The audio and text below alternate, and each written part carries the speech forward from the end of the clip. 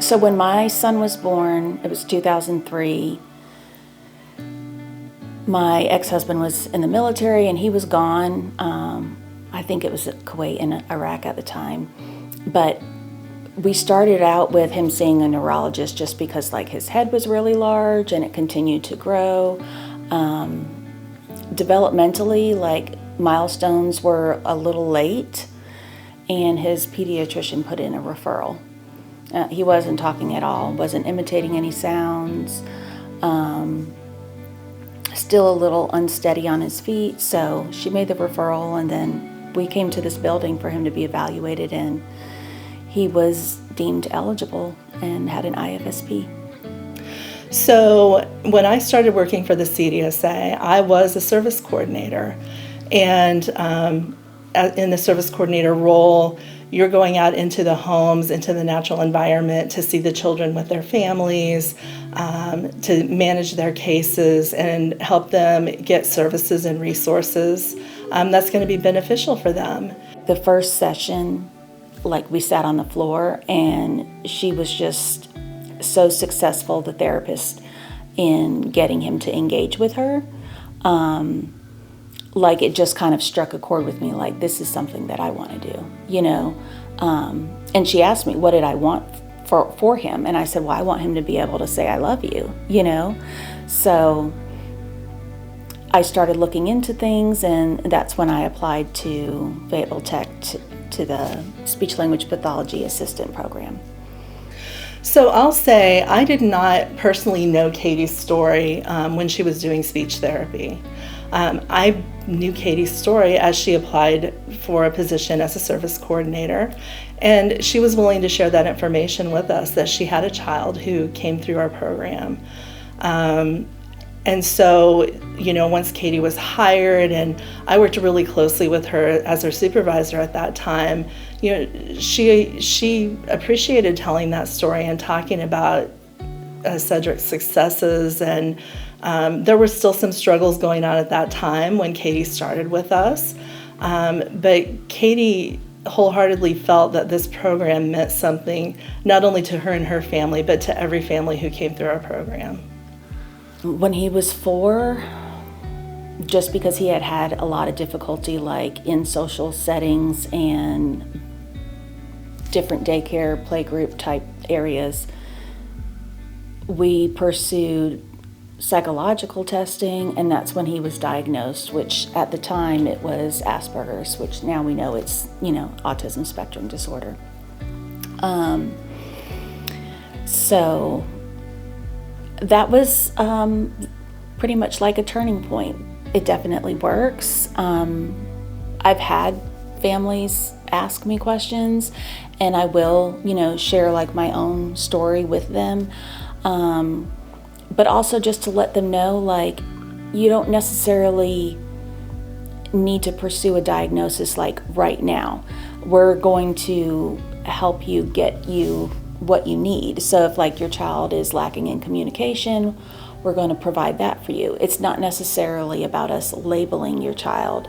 It's truly amazed me to know that she's, you know, Sedrick's coming from a child with autism spectrum disorder who had to be taught those things, had to be taught how to play appropriately with toys. And today, he's in his senior year at UNC Chapel Hill. You know, what greater hope can that give anybody?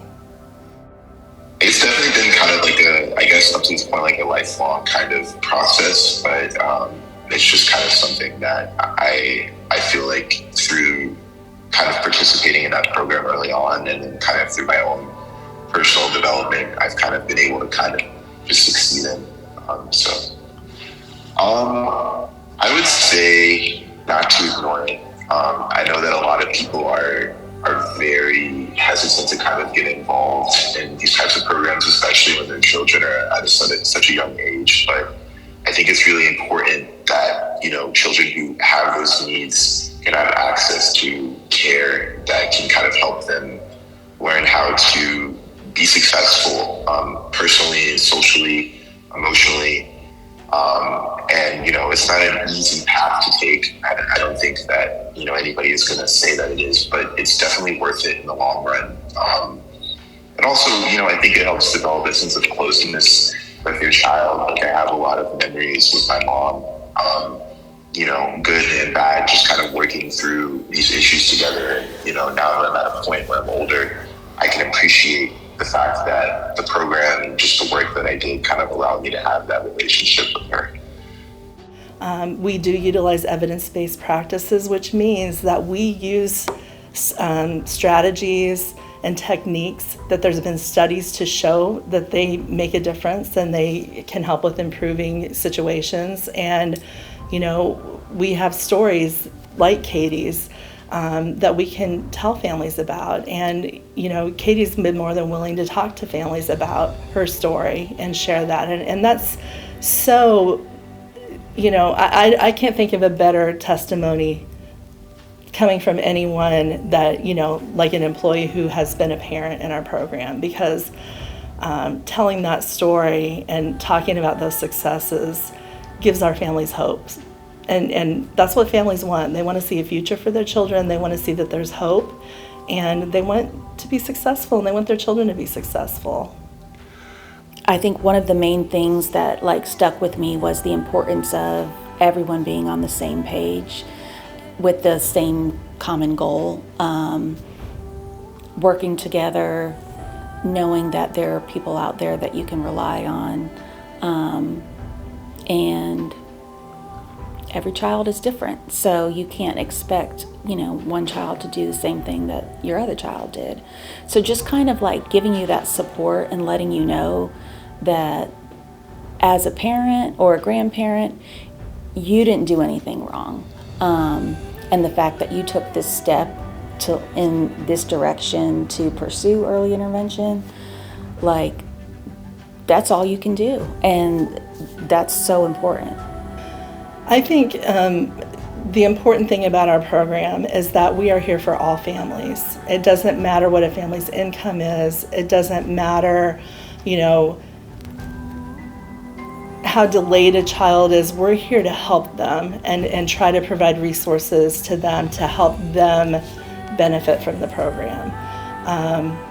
It is parent-centered, it's child-centered. We want to focus on what are the family's priorities, but we want to help them not only work with their child, but we work very closely with the families through the coaching model to help make advocates out of the parents, because this can be a lifelong job of a parent, advocating for their children. And so as we start and we're the roots of that process and we build those parents up, we want them to grow too.